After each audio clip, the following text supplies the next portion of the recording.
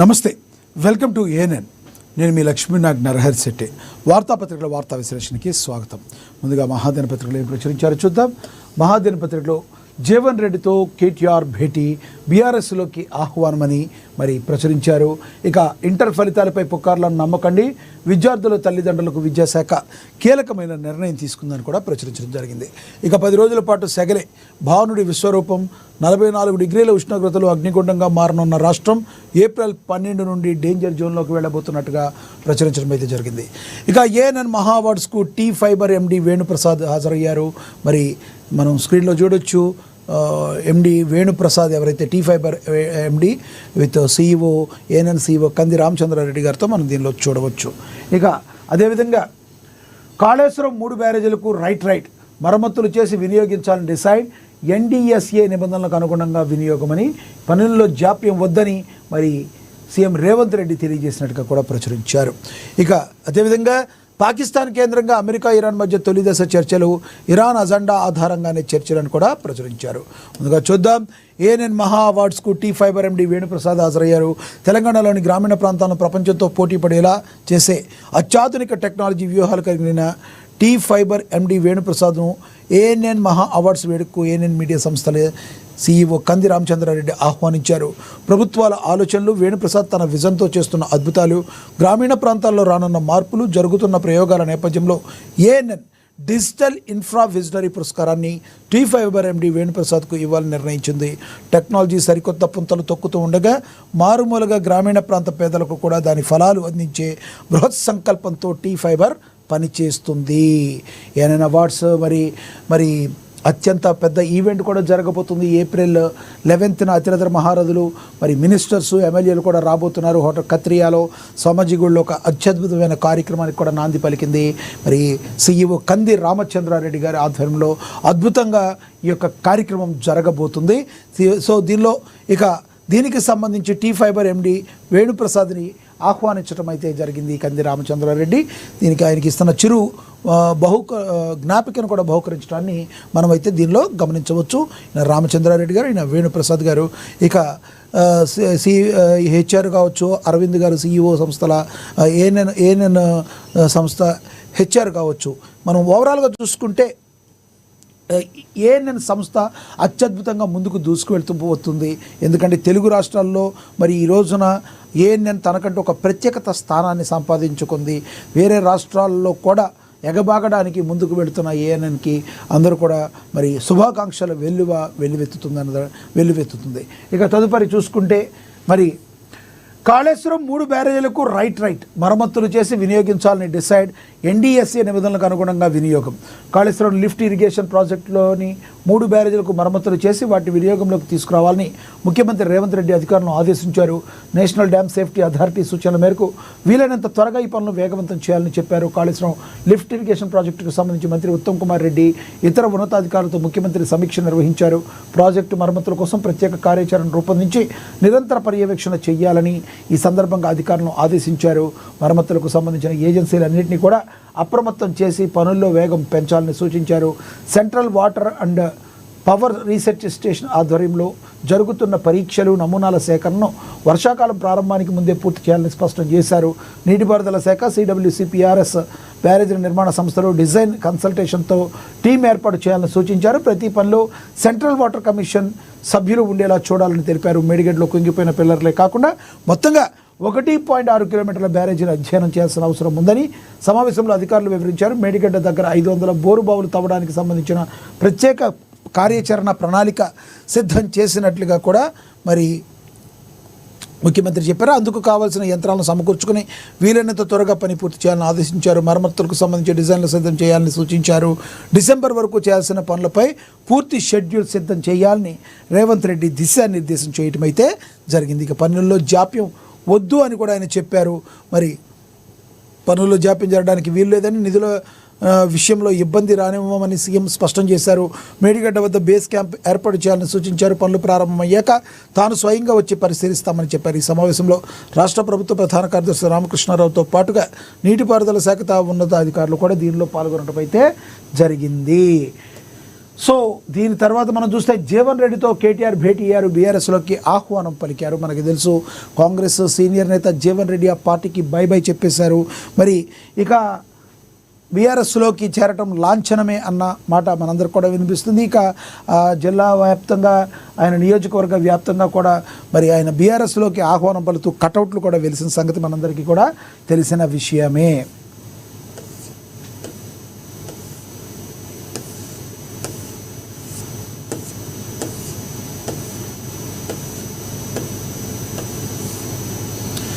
ఇక BRS working president Kalvakuntla Taraka Ramarao గురువారం జగిత్యాల జిల్లాలో పర్యటించారు. జిల్లా సరిహద్దుకు చేరుకున్న కేటీఆర్కు బీఆర్ఎస్ శ్రేణులు అపూర్వ స్వాగతం పలికాయి. వందలాది బైకులతో బైక్ ర్యాలీ నిర్వహించారు. బాణాసంచా కాలుస్తూ పార్టీ కార్యకర్తలు తమ ఉత్సాహాన్ని చాటుకున్నారు. జై కేటీఆర్, జై బీఆర్ఎస్ నినాదాలతో జగిత్యాల వీధులు హోరెత్తాయి. ఈ పర్యటనలో అత్యంత కీలక ఘట్టం ఎమ్మెల్సీ టీ జీవన్ రెడ్డితో కేటీఆర్ భేటీ కావడం. గత కొంతకాలంగా కాంగ్రెస్ పార్టీ తీరుపై తీవ్ర అసంతృప్తితో ఉన్న జీవన్ రెడ్డి ఇటీవల పార్టీకి రాజీనామా చేశారు. స్వయంగా కేటీఆర్ ఆయన నివాసానికి వెళ్లి చర్చలు జరపడం రాజకీయ ప్రాధాన్యత సంతరించుకుంది. ఉమ్మడి కరీంనగర్ జిల్లాలో బలమైన నాయకుడిగా పేరున్న జీవన్ రెడ్డిని పార్టీలోకి ఆహ్వానించడం ద్వారా ఉత్తర తెలంగాణలో బీఆర్ఎస్ను మరింత బలోపేతం చేయాలని కేటీఆర్ వ్యూహంగా కనిపిస్తుంది. జీవన్ రెడ్డి నివాసం వద్ద కేటీఆర్కు స్వాగతం పలికేందుకు భారీ కార్యకర్తలు తరలివచ్చారు. దాదాపుగా గంట సేపుకు పైగా సాగిన వీరి భేటీలో ప్రస్తుతం రాజకీయ పరిణామాలు, పార్టీలో జీవన్ రెడ్డి కల్పించబోయే ప్రాధాన్యతపై చర్చలు జరిగినట్లుగా సమాచారం. కాంగ్రెస్ ప్రభుత్వంపై విమర్శలు గుప్పిస్తున్న జీవన్ రెడ్డి బీఆర్ఎస్ హయాంలోనే అభివృద్ధి బాగుందని తాజాగా వ్యాఖ్యానించడం పార్టీ మార్పులకు దాదాపుగా ఖాయమేనని మనం అయితే అర్థం చేసుకోవచ్చు. ఇప్పుడు వరకు కూడా డైరెక్ట్గా ఏమీ మాట్లాడలేదు, కానీ గత 15 రోజులుగా జీవన్ రెడ్డి ముఖ్యమంత్రిని కూడా టార్గెట్ చేసి మాట్లాడటాన్ని మనందరం కూడా గమనించవచ్చు. ఏప్రిల్ 13వ తేదీ లేదా 27న పార్టీ ఆవిర్భావ దినోత్సవం సందర్భంగా ఆయన అధికారికంగా గులాబీ కండువా కప్పుకునే అవకాశం ఉందని ప్రచారం జరుగుతుంది. క్షేత్రస్థాయిలో బీఆర్ఎస్ కేడర్ మనోధైర్యాన్ని దెబ్బతీయడం ఎవరి వల్ల కాదని కేటీఆర్ స్పష్టం చేశారు. జగిత్యాలలో పార్టీకి ఉన్న పట్టును ఈ భారీ బైక్ ర్యాలీ నిరూపించిందని ఆయన ఆనందం వ్యక్తం చేశారు. సీనియర్ నాయకులు పార్టీలోకి రావడం వల్ల మరింత ఉత్సాహం పెరుగుతుందని, రాబోయే రోజుల్లో ప్రజా సమస్యలపై పోరాటం ఉధృతం చేస్తామని కేటీఆర్ కూడా తెలియచేయడం అయితే జరిగింది. మొత్తానికి కేటీఆర్ జగిత్యాల జిల్లా పర్యటన నాటి కార్యకర్తల్లో జోష్ నింపడంతో పాటు ఇటు ప్రత్యర్థి పార్టీలో ప్రకంపనలు సృష్టిస్తుంది. జీవన్ రెడ్డి వంటి మేధావి సీనియర్ నేత బీఆర్ఎస్ గూటికి చేరితే అది జిల్లా రాజకీయాల్లోనే కాక రాష్ట్ర రాజకీయాల్లో కూడా ఒక పెద్ద మార్పుకు దారి తీస్తుందని అందరూ కూడా భావిస్తున్నారు. ఏది ఏమైనప్పటికీ జీవన్ రెడ్డి లాంటి వ్యక్తిని కాంగ్రెస్ అయితే కోల్పోవడం ఒక రకంగా కాంగ్రెస్కి అది మైనస్గానే మనం అయితే చెప్పుకోవాలి. కానీ ఏ ఒక్కరి మీద ఆధారపడదు కదా కాంగ్రెస్ పార్టీ అయినా. కాంగ్రెస్ పార్టీ అనేది పెద్ద మహాసముద్రం. మరి నీరు వస్తూ ఉంటుంది, కొత్త నీరు వస్తూ ఉంటుంది, పాత నీరు పోతూ ఉంటుంది అన్న చందంగా ఉంటుంది. కొంతవరకు బుజ్జగించే ప్రయత్నం చేశారు, అయినా మాటకు వినకపోతే ఎవరైనా ఏం చేస్తారు? ఎవరి దారి వాళ్ళు చూసుకుంటారు. చూడాలి మరి జీవన్ రెడ్డి తను అదృష్టాన్ని పరీక్షించుకుంటున్నారు కదా. బీఆర్ఎస్లో అయినా ఇంక సముచిత స్థానం వస్తుందా, వచ్చే ఎన్నికల్లో ఆయనకి గెలుపు బావుట ఎగరవేస్తారా ఈసారైనా అనేది మనందరం కూడా వేచి చూడాల్సిన పరిస్థితి.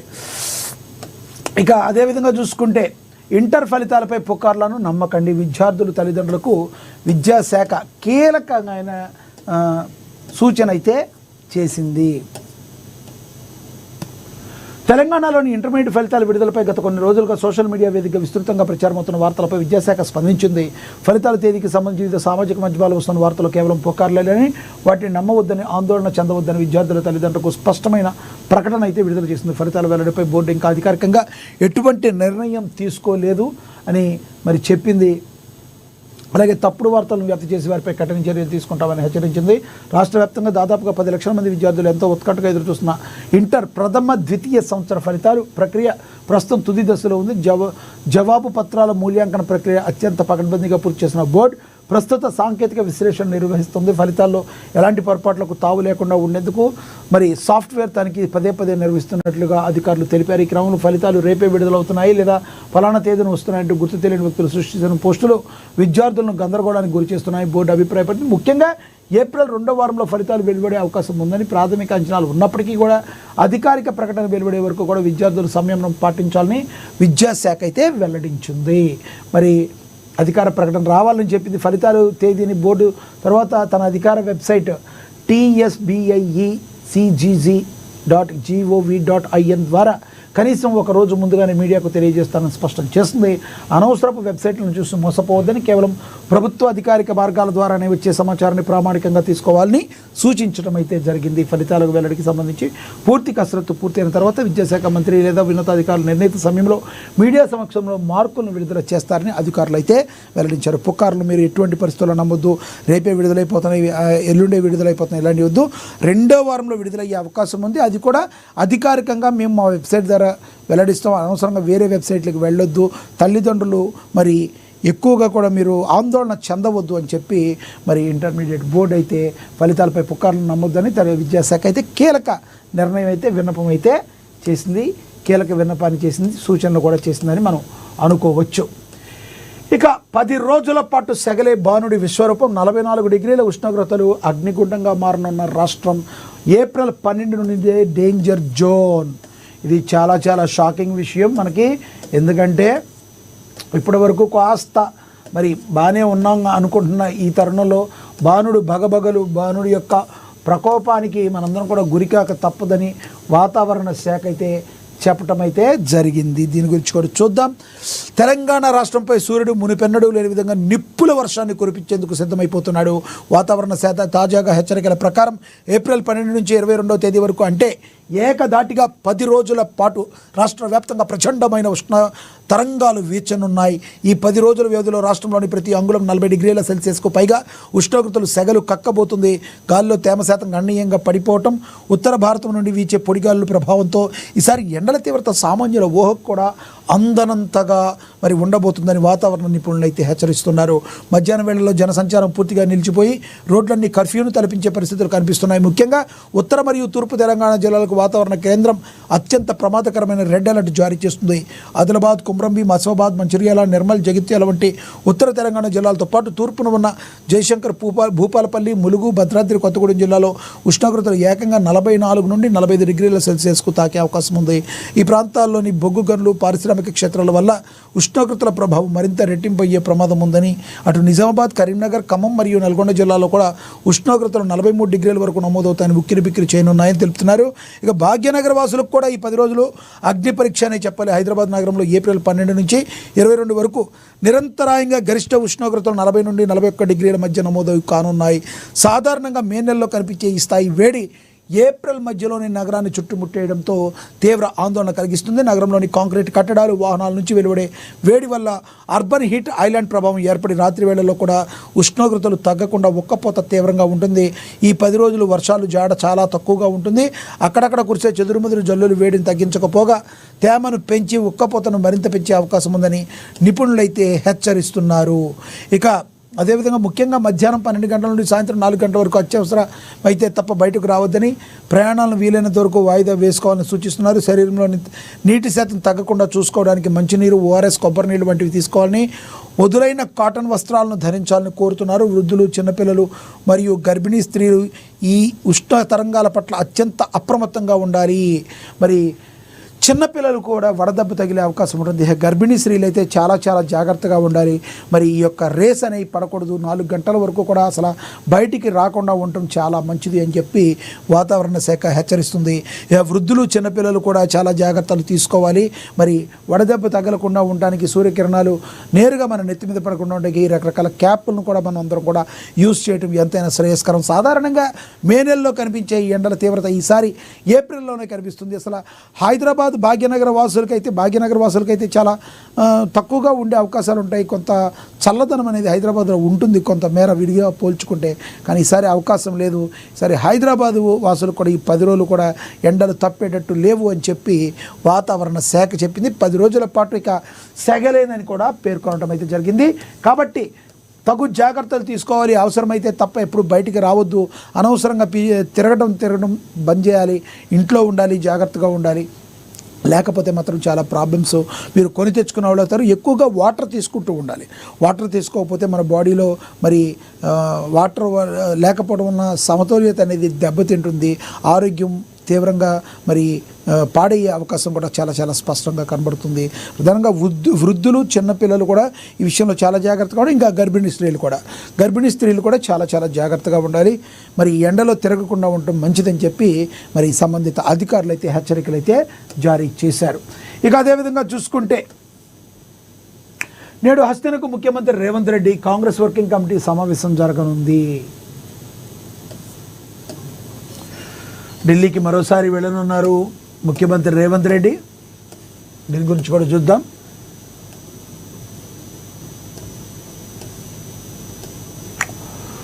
తెలంగాణ ముఖ్యమంత్రి రేవంత్ రెడ్డి నెల 10వ తేదీన రాజధాని ఢిల్లీలో పర్యటించనున్నారు. రాష్ట్రంలో పాలనాపరమైన వేగం పెంచడంతో పాటు పార్టీ సంస్థాగత బలోపేతంపై దృష్టి సారించిన ముఖ్యమంత్రి నేడు ఉదయం 10 గంటలకు శంషాబాద్లోని రాజీవ్ గాంధీ అంతర్జాతీయ విమానాశ్రయం నుంచి ప్రత్యేక విమానంలో ఢిల్లీకి బయలుదేరనున్నారు. ఈ పర్యటన రాజకీయ వర్గాల్లో అత్యంత ప్రాధాన్యతను సంతరించుకుంది.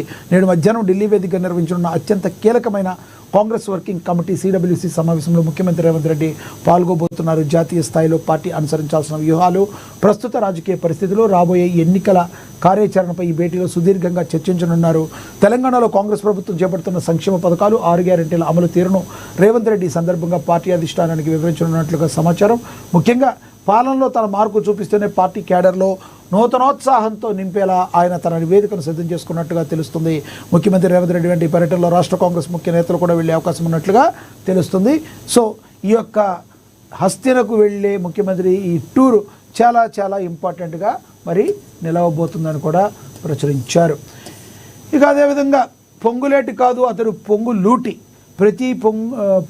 మంత్రి పొంగులేటిపై హరీష్ రావు తీవ్ర ఆగ్రహం వ్యక్తం చేశారు. తప్పు ఒప్పుకొని ప్రజలకు క్షమాపణ చెప్పాలి అని చెప్పి మరి మాజీ మంత్రి హరీష్ రావు ఫైర్ అయ్యారు. అతని పేరు పొంగులేటి కాదు పొంగులూటి అని ఆయన అభివర్ణించారు. పొంగులేటి కాదు అతను పొంగులూటి అంటూ మాజీ మంత్రి హరీష్ రావు నిప్పులు చెరిగారు. మంత్రి హోదాను మరిచి కేవలం రాఘవ కన్స్ట్రక్షన్ యజమానిగా పచ్చి అబద్ధాలు మాట్లాడుతున్నాడని, అవినీతి భాగవతం బద్దలవడంతో బాంబులన్నీ తుస్సుమన్నాయని మరి ఎద్దేవా చేశారు. స్వయంగా ముఖ్యమంత్రి రాఘవ కంపెనీ అక్రమాలను ఒప్పుకొని మరి జరిమానా వేశాక ఇప్పుడు సంబంధం లేదని బొకాయించిన ప్రజలను వంచడమేనని, ఆ దమ్ముంటే వివాదాస్పద భూములపై హైడ్రాను పంపించి చిత్తశుద్ధిని నిరూపించుకోని హరీష్ రావు సవాల్ విసిరారు. వనపర్తి జిల్లా రేవల్లి మండలంలో నాగాపూర్ గ్రామంలో జరిగిన మీడియా సమావేశంలో మాట్లాడారు. పొంగులేటిని పొగరులేటి, పొంగులూటి, బాంబులేటి అంటూ ఎద్దేవా చేశారు. అత్యంత పవిత్రమైన సచివాలయంలో కూర్చుని పొంగులేటి అబద్ధాలు మాట్లాడుతున్నారని, ఆయన అవినీతి భాగవతం బట్టబయలు కావడంతో డిఫెన్స్లో పడి బూతులు, తిట్లు, పెట్టకథలు చెప్తున్నారని మండిపడ్డారు. మంత్రిగా కాకుండా రాఘవ కన్స్ట్రక్షన్ అధినేతగా తన కొడుకును కాపాడుకోవడానికి ఆయన ప్రయత్నిస్తున్నారని హరీష్ రావు ఆరోపించారు. రాఘవ కన్స్ట్రక్షన్లో జరిగిన అవినీతిని సాక్షాత్తు ముఖ్యమంత్రే అంగీకరించారని, మైనింగ్ శాఖ ఇల్లీగల్ మైనింగ్ అని నిర్ధారించి ఫైన్ కూడా వేసిందని హరీష్ రావు గుర్తు చేయడం అయితే జరిగింది. ముఖ్యమంత్రి చెప్పింది తప్ప, మైనింగ్ మంత్రి చెప్పింది తప్ప, లేక అధికారుల నివేదికలు తప్ప అని ఆయన నిలదీశారు. రాఘవ్ కన్స్ట్రక్షన్ పేరుతో ఉన్న కంటైనర్ మీద కాంగ్రెస్ జెండా ఎందుకు ఉందని PCB మరియు మైనింగ్ అధికారులు నోటీసులు ఇస్తే మీ ఉద్యోగి రిసీవ్ చేసుకున్న మాట వాస్తవం కాదా అని హరీష్ రావు ప్రశ్నించారు. అసెంబ్లీలో ఆధారాలు చూపించినప్పుడు నోరు మెదపని బాంబులేటి ఇప్పుడు బొకాయిస్తున్నాడని ధ్వజమెత్తారు. నాదర్ గోల్డ్ భూముల మరి వ్యవహారంలోనూ మంత్రి తీరును హరీష్ రావు తప్పుబట్టారు. సో ఈయనైతే మరి పరుష పదజాలంతో మరి మాట్లాడారు. పొంగులేటి నుంచి ఎటువంటి కౌంటర్ వస్తుందో మనం కూడా వేచి చూడాల్సిన పరిస్థితిని మనమైతే గమనించవచ్చు. ఇక అదేవిధంగా చూసుకుంటే రైల్వే ప్రయాణికులకు దక్షిణ మధ్య రైల్వే అలర్ట్. శాతవాహన, గోల్కొండ సహా రైళ్లు రద్దు.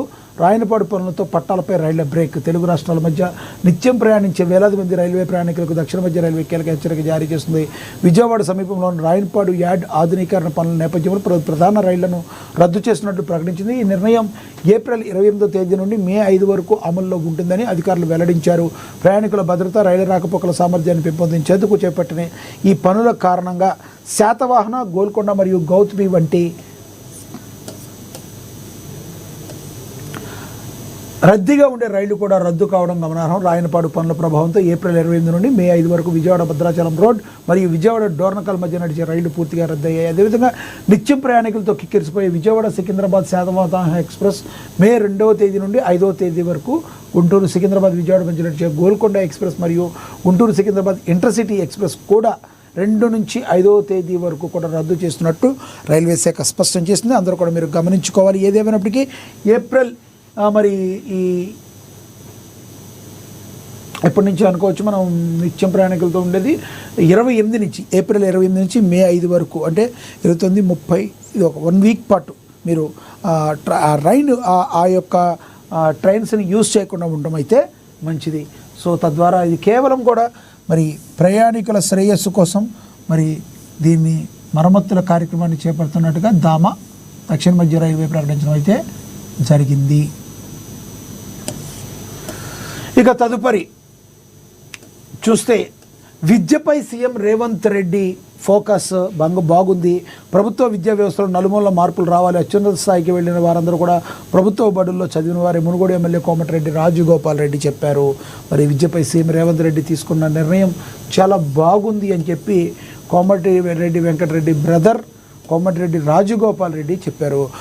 మొట్టమొదటిసారిగా ఆయన ఒక పాజిటివ్ వైబ్లో మాట్లాడారని మనం అనుకోవచ్చు. కాంగ్రెస్ పార్టీ వచ్చిన తర్వాత నుంచి కూడా ఏదో ఒక రకంగా ఎప్పుడు విమర్శలుగా చేస్తూ ఉండే మరి కోమటిరెడ్డి రాజగోపాల్ రెడ్డి ఈ రోజున ముఖ్యమంత్రి విద్యపై తీసుకున్న నిర్ణయం చాలా బాగుందని పాజిటివ్ వర్షన్లో మాట్లాడారు. ప్రభుత్వ వ్యవస్థలో నలుమూల మార్పులు రావాలి, అత్యున్నత స్థాయికి వెళ్ళిన వారందరూ కూడా ప్రభుత్వ బడుల్లో చదివిన వారే మునుగోడు ఎమ్మెల్యే కోమటిరెడ్డి రాజగోపాల్ రెడ్డి చెప్పారు. రాష్ట్రంలో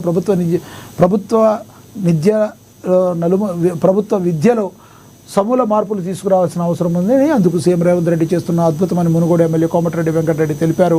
మునుగోడు మండలం పులిపొలుపుల గ్రామంలో ప్రభుత్వ వార్షికోత్సవ కార్యక్రమంలో పాల్గొన్న ఆయన ప్రభుత్వ పాఠశాలలో ప్రభుత్వ విద్యను ప్రోత్సహించడానికి తమ వంతు కృషి చేస్తున్నానని ఆయన తెలియజేయడం అయితే జరిగింది. కానీ నిస్వార్థంగా నిజాయితీగా పనిచేస్తున్నానని చెప్పి రాజగోపాల్ రెడ్డి తన గురించి తాను కూడా మరి చెప్పుకోవడం అయితే జరిగింది.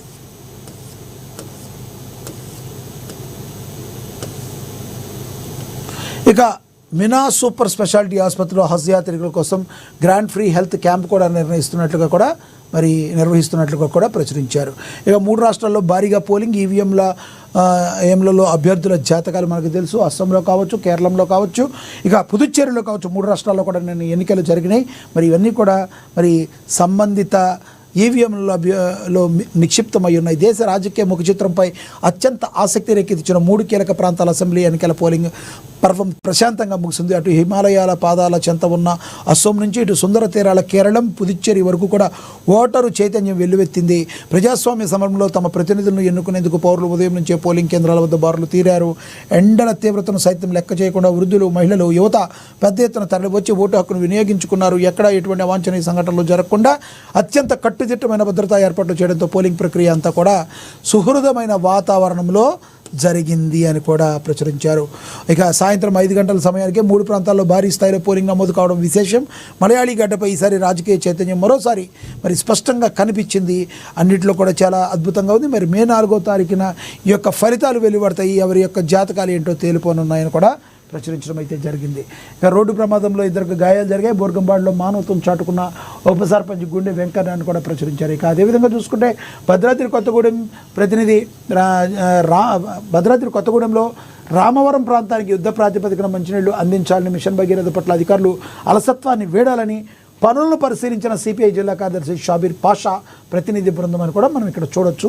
దీని గురించి కూడా ప్రచురించారు. ఇక మణుగురు ఐటీఐ విద్యార్థులకు యూనిఫామ్లు అందించారు, మరి పంపిణీ చేశారు ఎమ్మెల్యే పాయం అని కూడా ప్రచురించారు. ఇక ప్రియదర్శిని డిగ్రీ కళాశాల సిల్వర్ జూబ్లీ వేడుకలు మరి భద్రాద్రి కొత్తగూడెం జిల్లాలోని ప్రియదర్శిని డిగ్రీ కళాశాలలో జరిగాయి, అత్యద్భుతంగా జరిగాయి. దీని గురించి కూడా ప్రచురించారు. మరి అదేవిధంగా కాంట్రాక్టు కార్మికుల రిలే నిరాహార దీక్షకు బీఆర్ఎస్ నాయకులు మరి బోర్గంపహాడ్లో తమ మద్దతును తెలియజేయడం అయితే జరిగింది. ఇక భద్రాద్రి కొత్తగూడెం జిల్లాలో మరి యంగ్ ఇండియా ఇంటిగ్రేటెడ్ పాఠశాల నిర్మాణ పనులను వేగవంతం చేయాలని జిల్లా కలెక్టర్ అంకిత్ తెలియజేశారు. ఇక ప్రధానోపాధ్యాయుడు ఔదార్యం విద్యార్థులకు ముందస్తుగా మరి బ్రేక్ఫాస్ట్ కట్టుకాచారం ఉపాధ్యాయులకు ప్రశంసలు మరి నేలకొండపల్లిలో ఇది జరిగింది. మరి దీన్ని అందరూ కూడా ఆహ్వానిస్తున్నారు. ఇక భద్రాచలంలోని మరి ఆంధ్రాలో విలీనమైన 5 గ్రామ పంచాయతీలు తిరిగి భద్రాచలంలో కలపాలని సమావేశంలో పాల్గొన్నారు. స్థానిక ఎమ్మెల్యే డాక్టర్ తెల్లం వెంకట్రావు వీళ్ళందరూ కూడా పాల్గొన్నారు. ఎందుకంటే మేము విద్యా వైద్యం కోసం వెళ్ళాలన్నా మాకు భద్రాచలం దగ్గరగా ఉంది, దయచేసి మమ్మల్ని తెలంగాణలో కలపని 5 గ్రామ పంచాయతీలు అందరూ కూడా కోరుతున్నారు. ఆ దిశగా అడుగులు పడుతున్నట్లుగా కూడా మనకి విశ్వసనీయ వర్గాల సమాచారం కూడా అందుతుంది. ఇక నేడు నేలకొండపల్లిలో పొంగులేటి పర్యటన ఉంది. అదేవిధంగా భద్రాద్రి కొత్తగూడెం జిల్లాలో తల్లిదండ్రుల అవగాహనతోనే సమాజంలో మార్పు సాధ్యమని కమిషనర్ సీతా దయాకర్ రెడ్డి తెలిపారు. బాలల భద్రత, విద్య, ఆరోగ్యం అందేలా సమగ్ర చర్యలు ఉండాలని కలెక్టర్ అంకిత్ తెలిపారు. విజయవంతంగా చైల్డ్ రైట్స్ పై ఉమ్మడి ఖమ్మం జిల్లా సమీక్షా సమావేశం జరిగిందని కూడా ప్రచురించారు. ఇక తదుపరి చూసుకుంటే ప్రజాప్రస్థానం మహాపాదయాత్రకు 23 ఏళ్ళు. మరి అమరావాజీ నాగరాజు టీపీసీ చీఫ్ పిఆర్ఓ మరి ఈయన రాజశేఖర్ రెడ్డి గురించి ఒక ఆర్టికల్ అయితే రాయటం జరిగింది. ఇక అదేవిధంగా సౌత్ సినిమా ఇండస్ట్రీలో అత్యంత ధనిక హీరోయిన్లు వీళ్ళే అని చెప్పి ప్రచురించారు. నయనతార, అనుష్క శెట్టి, తమన్నా భాటియా, సమంత, రూత్ ప్రభు, ఇక అదేవిధంగా త్రిషా కృష్ణన్, కాజల్ అగర్వాల్, రష్మిక మందన్న, పూజా హెగ్డే, సాయి పల్లవి, శృతి హాసన్ మరి ఎవరెవరు ఏ స్థానాల్లో ఉన్నారో మరి అత్యంత ధనిక హీరోయిన్లు వీళ్ళే అని కూడా ప్రచురించడం అయితే జరిగింది. ఇక ట్రాఫిక్ నియమాలను పాటిస్తూ ప్రయాణం సాఫీగా చేయండి. మరి ద్విచక్ర వాహనదారులకు ట్రాఫిక్ సిఐ హెల్మెట్పై అవగాహన కల్పించారు. రాజేంద్ర నగర్లో దీని గురించి కూడా ప్రచురించారు. నేలకొండపల్లిలో ప్రజాకవి వీరబాబుకు ఘన స్వాగతం, సన్మానం కూడా చేశారు. ఇక ఎల్పీజీ గ్యాస్కు ప్రత్యామ్నాయంగా న్యాచురల్ గ్యాస్ సంబంధిత అధికారులకు ఆదేశాలు మరి రంగారెడ్డి జిల్లా కలెక్టర్ చంద్రారెడ్డి మరి తెలియజేయడం అయితే జరిగిందని కూడా ప్రచురించారు. ఇంకా అదేవిధంగా పట్టణంలో వేసవి సెలవుల దృష్ట్యా ప్రజలు అప్రమత్తంగా ఉండాలని, బెల్లంపల్లిలో దొంగతనాలు అరికట్టేందుకు ప్రజలు జాగ్రత్తలు వహించాలని Bellampalli 1 town circle inspector Srinivasa Rao మరి దిశానిర్దేశం చేయడం అయితే జరిగింది. ప్రజలను ఉద్దేశించి ఆయన మాట్లాడటం జరిగిందని కూడా ప్రచురించారు. ఇక నల్గొండలో ఆర్టిజన్ల సమస్యలపై సర్కార్ నిర్లక్ష్యం. ఎమ్మెల్సీ నెలకంటి సత్యం ప్రభుత్వం చర్చలకు పిలిచి సమ్మె నివారించాలని వారు డిమాండ్ అయితే చేస్తున్నట్టుగా కూడా ప్రచురించడం అయితే జరిగింది. ఇక లైంగిక వేధింపుల కేసులో నిందితుడికి 10 సంవత్సరాల జైలు పడింది. వేములవాడలో పోలీస్ సిబ్బంది అభినందించిన జిల్లా ఎస్పీ మహేష్ బిగితే అని చెప్పి ఆయన గురించి కూడా ప్రచురించారు. ఓవరాల్గా ఇలా చూసుకుంటే ఇక మనకు తెలుసు ఏఎన్ఎన్ మహా అవార్డ్స్ మరి ఏఎన్ఎన్ ఎంతో ప్రతిష్టాత్మక ఇవ్వబోతుంది. ఏప్రిల్ 11వ తేదీన హోటల్ కత్రియాలో మరి ఈ యొక్క అవార్డ్స్ జరగబోతుంది సమాజగూడలో. అత్యద్భుతంగా దీనికి జరగబోతున్న ఈ కార్యక్రమానికి ఎంతోమంది అతిరథ మహాదారులు విచ్చేయబోతున్నారు. దీనికి సంబంధించి ఎమ్మెల్యేలు, ఎంపీలు కూడా వస్తున్నారు. ఈ కార్యక్రమం అత్యద్భుతంగా హిట్ అవ్వడానికి మరి 100% వడివడిగా ముందుకు వెళుతున్నారు. మరి రేపే ఈ యొక్క అవార్డ్స్ ప్రదానం జరగబోతుంది. ఇక సమయం ఇవ్వండి. సౌత్ ఫ్యాన్స్కు ఖైదు లోహర్ రిక్వెస్ట్ చేశారు, నాకు సమయం కావాలని అంటుందని కూడా ప్రచురించారు. మనకు తెలుసు శ్రీలీల గురించి అతి తక్కువ సమయంలో అద్భుతంగా హీరోయిన్గా రాణించి హిట్ సాంగ్స్ అన్నీ మరి పీరియడ్స్లో ఉండగా చేశాను, సాకుగా చూపించొద్దు అని చెప్పి మరి చెప్పింది. శ్రీలీల తక్కువ కాలంలో ఎక్కువగా గుర్తింపు తెచ్చుకుంది. స్టార్ హీరోయిన్లు సరసన సినిమాలు చేసింది. సన్నజాజి తీగలా ఉండే ఈ బ్యూటీ తన డ్యాన్స్ స్టెప్పులతో మరింత ట్రెండ్ అవుతుంది. అయితే తాను నటించిన చాలా పాటలు పీరియడ్లో ఉండగానే చిత్రీకరణ జరిగాయంటుంది. తాజాగా ఓ ఈవెంట్ శ్రీలీల మాట్లాడుతూ నేను చాలా పాటలకు డ్యాన్స్ చేశాను, అందులో హిట్ సాంగ్స్ అన్ని దాదాపు నెలసరి సమయంలో చేసినవే. సమానత్వం కోరుకున్నప్పుడు మనం పీరియడ్ను సాకుగా చూపించకూడదని తనదైన స్టైల్లో శ్రీలీల చెప్పుకొచ్చిందని కూడా ప్రచురించారు. ఇక నాకు లక్ లేదనడం చాలా బాధగా ఉంది. హీరోయిన్ కృతి శెట్టి పాపం చాలా బాధపడుతుందని దాని గురించి కూడా ప్రచురించడం అయితే జరిగింది. ఇక మనకు తెలుసు ఎండుమిర్చి ఒకటే సరిపోదు, మొత్తం తగలబెట్టేయాల్సిందే. సందీప్ రెడ్డి వంగ కౌంటర్ అని కూడా మరి బాక్సాఫీస్ ద్వారా దూసుకెళ్తున్న దురంధర్ మూవీపై టాలీవుడ్ డైరెక్టర్ సందీప్ రెడ్డి వంగ ఆసక్తికర ట్వీట్ చేశారు. నిన్న రాత్రి సినిమా చూశారని చాలా అద్భుతంగా ఉందని కొనియాడారు. అదే సమయంలో విమర్శకులపై తన స్టైల్లో ఇచ్చిపడేశారు.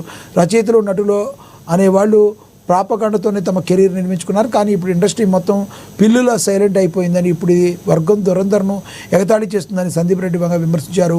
మీ మొదటి ప్రవృత్తి ఎగతాళి చేయడమే అయితే మిమ్మల్ని మీరు ఉదారవాదులు అని పిలిపించుకోవాలని రాసుకొచ్చారు సందీప్ రెడ్డి వంగ. మనకి తెలుసు ఆయన యొక్క స్టైల్ ఏ విధంగా ఉంటుందో తెలుసు. ఆయన మాటలు కూడా తోటాల్లాగా ఉంటాయని మనందరికీ తెలిసిన విషయం. ఓవరాల్గా మరి చూసుకుంటే ఇంపార్టెంట్ వార్తలు ఏవైతే ఉన్నాయో వాటిని అన్నిటి కూడా ప్రచురించి నిష్పక్షపాతంగా మరి ఉంటూ ప్రభుత్వానికి ప్రజలకు మధ్య వారధిగా ఉండే ఏకైక దినపత్రిక మహాదినపత్రిక ఇప్పుడే డౌన్లోడ్ చేసుకోండి. ఇది వాటి వార్తా విశ్లేషణ. నమస్తే.